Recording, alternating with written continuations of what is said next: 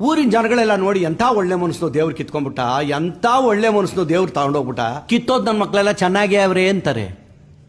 ನಿಜ? ಯಾಕ?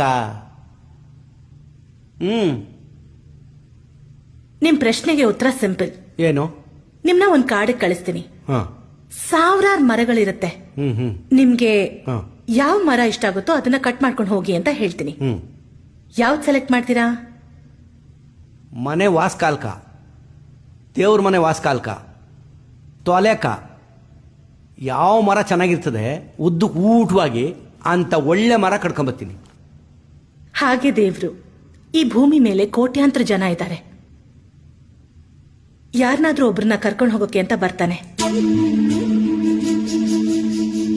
ಯಾರು ತುಂಬಾ ಒಳ್ಳೆಯವ್ರು ಇರ್ತಾರೋ ಅವ್ರನ್ನ ಕರ್ಕೊಂಡು ಹೋಗ್ತಾನೆ. ಆಹಾ, ಹೌದು, ಮನುಷ್ಯರಾಗಿ ನಾವೇ ಒಳ್ಳೇದು ಹುಡುಕ್ತೀವಿ, ಇನ್ನು ದೇವರು ಮೆಚ್ಚದೆ ಕಣಮ್ಮ.